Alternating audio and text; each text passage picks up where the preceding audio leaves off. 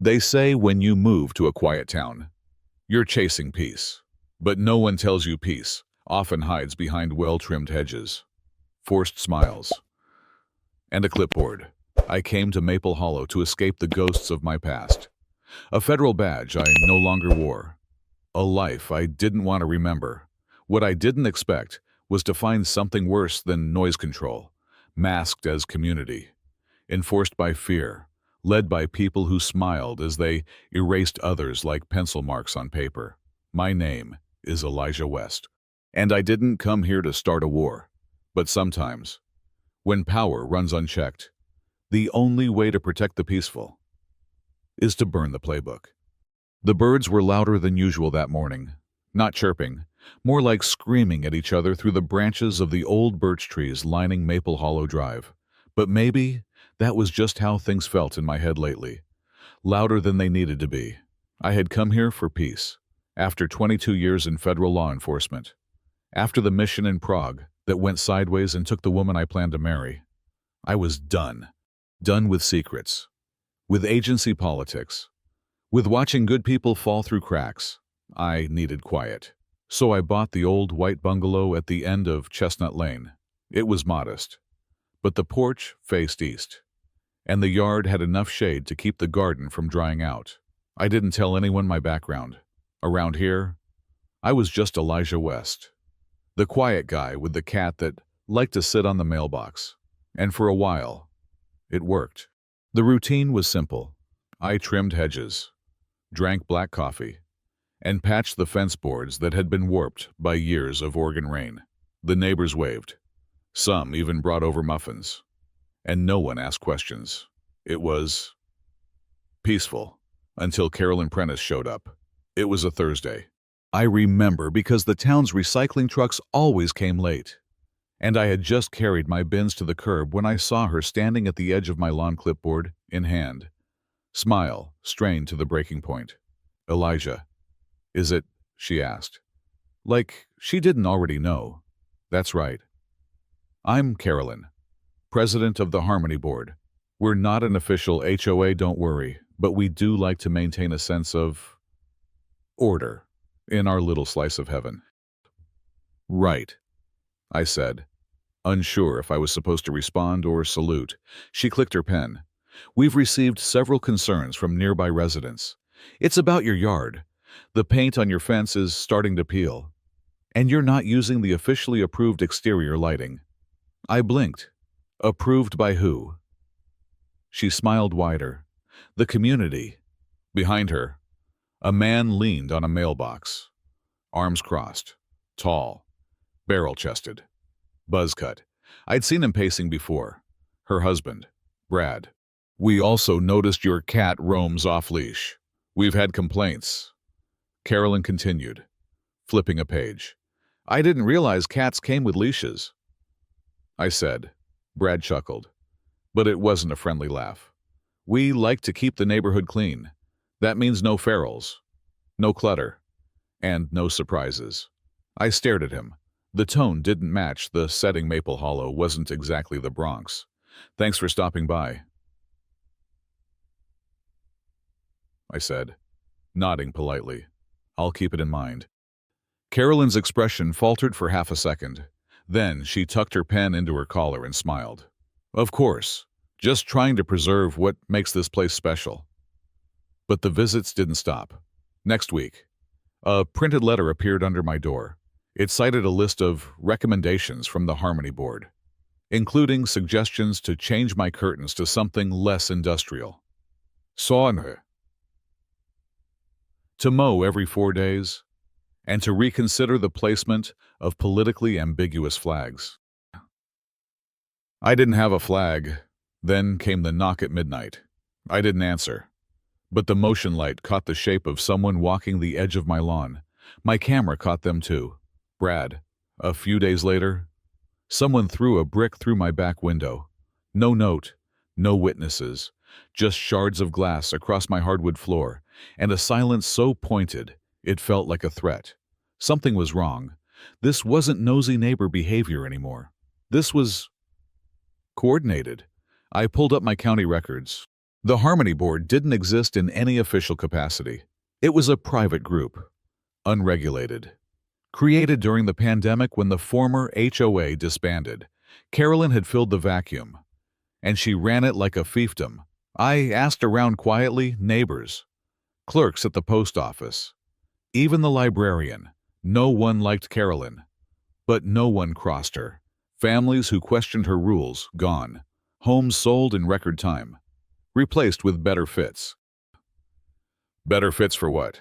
That question lingered in my mind the next time she came knocking. It was just before dusk.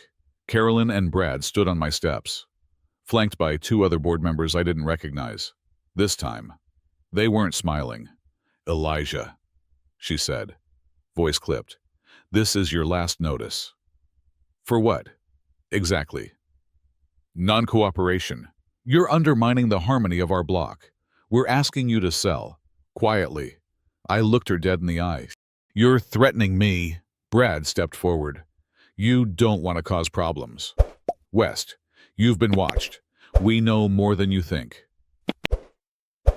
He said it like he was daring me, like he wanted me to flinch. I didn't.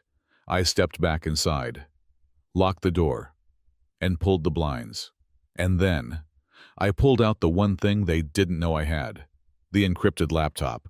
The one with the forensic tools I swore I'd never use again. But this wasn't some petty neighbor feud anymore. It was systemic. It was calculated. It was personal.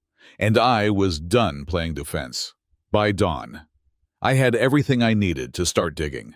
I wasn't just up against power-tripping neighbors. I was up against a shadow system, a self-appointed government operating in broad daylight under the guise of community values. And I knew from experience when people operate without oversight, things always rot from the inside. I started with digital surveillance. I hacked into Maple Hollow's private community board, the one Carolyn ran like her personal kingdom. Accessing it wasn't hard. The password was Harmony123. Amateur.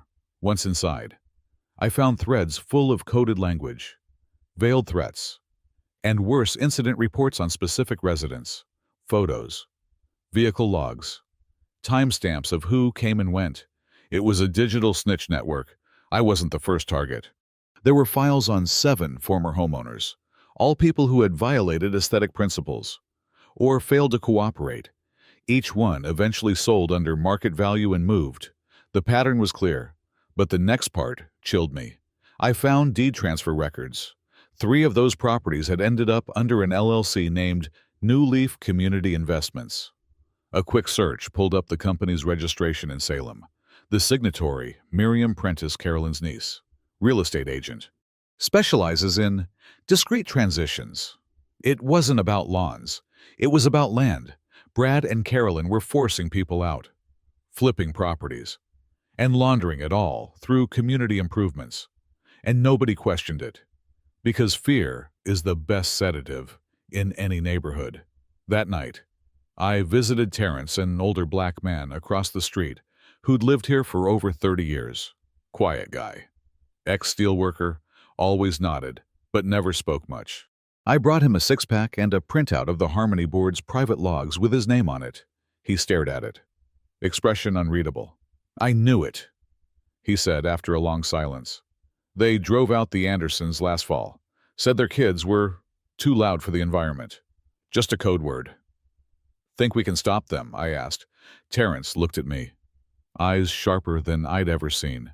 "Only if someone with backbone stands up, and from where I'm sitting, I think that's you."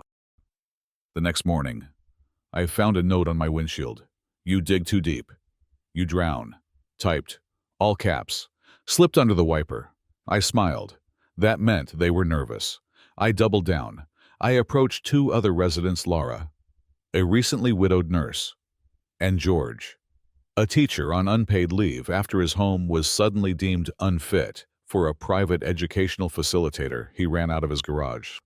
Both had been hit with quiet pressure noise complaints, unannounced lawn inspections, even vandalism. I installed a new mailbox 3 times. George said, "They smashed it every time, said it was too urban." Together, We began documenting everything: photos, statements, security cam clips. Laura even caught Brad snooping around her backyard at 2 a.m. Armed and in tactical gear. I decrypted her footage, enhanced the image, and archived it under a folder I labeled Final Strike. We had enough, so we planned a move no one saw coming: full public exposure at the next town oversight council meeting. The board didn't know we'd requested a last-minute speaker slot. They didn't know the mayor himself had agreed to stay late, just in case it got interesting. But the days before the meeting weren't quiet. At night, I heard drones buzzing near my windows. My trash bins were overturned. My garden ripped up. One afternoon, a neighborhood kid found a dead cat stuffed in a trash bag near Lara's fence. Hers. That was the last straw. We moved the timeline up 48 hours, the morning of the council meeting. I looked out my window at the perfect street with its trimmed hedges and overpriced hydrangeas and realized something. Perfection is just a mask. And tonight, we were going to tear it off. The Maple Hollow Town Hall meeting was never meant to be a spectacle. Normally, 10 people showed up, 12 if there were free donuts. But that night, the room was full. Dozens of residents crowded into plastic chairs, sipping burnt coffee and murmuring beneath the sterile lights. Carolyn stood at the front, flanked by Brad and her advisory board, ready to deliver another smug monologue about community values. She didn't know the floor beneath her was about to vanish when the mayor nodded to me. I stood, calm, clean-shaven, dressed in gray and black. No drama, just facts. "Thank you, Mayor Jensen," I said. "I'd like to address the board regarding several troubling patterns of behavior taking place under the guise of community oversight." Carolyn's smile froze. I opened my laptop and projected the first slide, a spreadsheet showing 7 homes sold within 18 months, each following an HOA conflict. Then emails between Carolyn and her niece Miriam, discussing how to encourage stubborn homeowners to vacate. Next, video footage of Brad trespassing on Laura's property at 2:14 HOM in tactical gear, flashlight in hand. The room fell silent. Then I showed the image that broke them, a map of Maple Hollow, highlighting properties once owned by immigrants, single parents, LGBTQ+ couples, all red, the remaining ones all blue, a pattern impossible to deny. Carolyn's voice cracked as she stood. "This is outrageous, taken out of context. These are doctored materials." I cut her off, playing the recording, her voice, clear as day, from a Harmony Board video call. "If we let these types of homeowners stay, the neighborhood loses its identity. It's about maintaining the right culture." A gasp. The mayor stood. "Ms. Prentice, would you care to explain that last comment?" Carolyn blanched. Then came Brad. "You don't know what he's done," he barked, pointing at me. "He hacked our systems. He's ex-government. Probably illegal." And the room turned to me. "Yes, I'm former federal intelligence," I said evenly. "And every piece of evidence I collected is admissible and legal because I followed the law, something this board hasn't done for years." Then I handed a sealed folder to the mayor. Inside, signed statements from victims, affidavits, the LLC ownership files, even a notarized letter from Terrence, who once helped start Maple Hollow's original housing committee and had been pushed aside when Carolyn took control. Mayor Jensen turned to the board. "Effective immediately. I am suspending all activities of the Harmony Board pending full legal investigation." Carolyn's face collapsed into disbelief.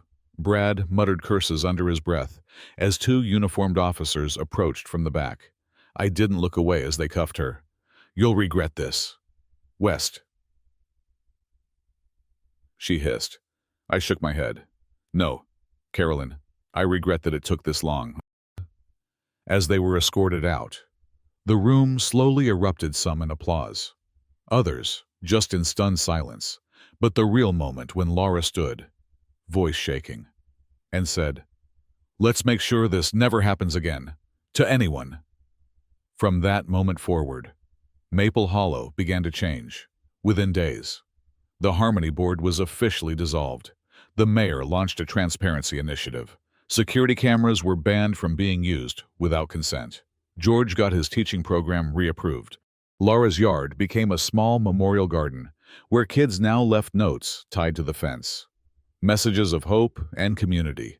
As for me, I declined the offer to lead a new council. I'd had enough of power, but I stayed. Not out of defiance, but because healing doesn't happen when you walk away. It happens when you stay put and plant something better in its place. Weeks later, Terrence came by with a gift, a small plaque, to Elijah West for reminding us what real community means. I placed it by the front step, right under the security camera, because even peace, I've learned, sometimes needs to be watched over.